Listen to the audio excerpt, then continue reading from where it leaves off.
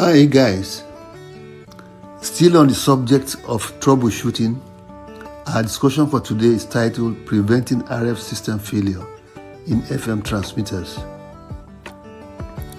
The maintenance of a critical system such as broadcast transmitter, which operates on a daily basis, is a determinant to the reliability and operational cost of the equipment. The sections of the transmitter most vulnerable to failure are 1. The AC-DC power supplies, and 2. The RF stage. This is because these areas of the equipment are exposed to the external world, subjected to high energy surges from lightning and other sources. The circuit diagram of a common high reliability power supply for a transmitter system is shown on the screen. And for ease of reference, these are the locations of the various components in the circuits. 1. Components labeled as CR1 to CR6 are all in the secondary circuit of the input high voltage transformer on the left hand side of the circuit diagram. 2. CR7 is on the right hand part of the circuit across L1. 3. K1 is approximately at the middle of the circuit diagram, while resistor R9 is across K1. As for the troubleshooting procedure, one should go ahead as follows. 1. Thoroughly examine every component in the high voltage power supply, particularly the main filter capacitor C2 should be looked at for signs of leakage. Check all current carrying meter shunt resistors R1 to R3 for signs of overheating, and examine the wiring throughout the power supply for loose connection. Filter capacitor resistors R4 and R5 for indications of overheating. Examine the plate voltage meter multiplier assembly A1 for signs of resistor overheating, while looking for signs of discoloration. When changing components in the transmitter high voltage power supply, be certain to use the parts that meet the approval of the manufacturer. Use the exact replacement as a matter of priority. Proper metering is one of the best ways to prevent failures in transmission equipment. The meters must be checked for proper mechanical and electrical operation for accurate reading of plate voltage and current. A plate supply overload sensor is also provided in the circuit. The overload relay called K1 has an adjustable resistor R9 across it. There will be the need to clean the contacts periodically to ensure proper operation.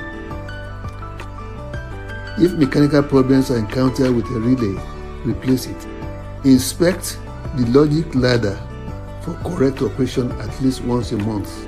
Let me mention that details of the logic ladder will be discussed on a future date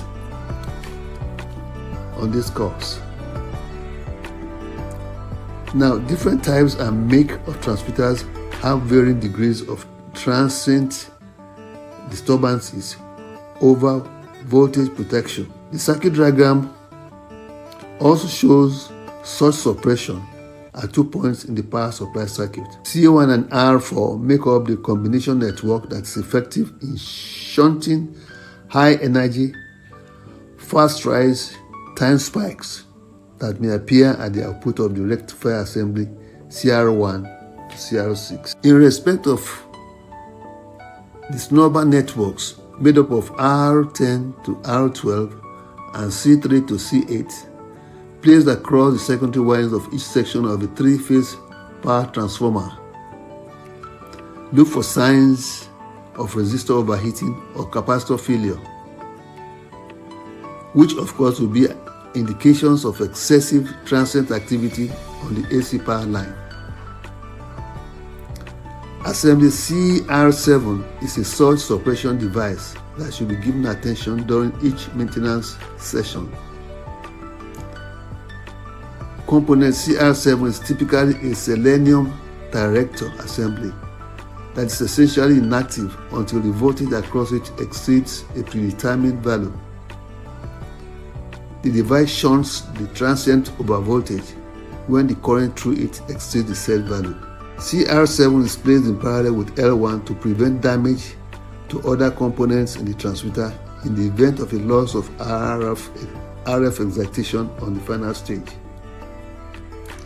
A sudden drop in excitation will cause the stored energy of L1 to discharge into the power supply and PA circuits.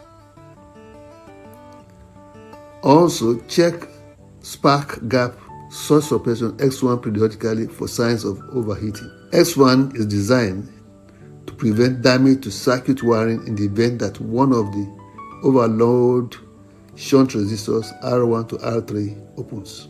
It is very important to mention that in compliance with copyright law, most of the contents in this series are gotten from Standard Handbook of Broadcast Engineering by Jerry G.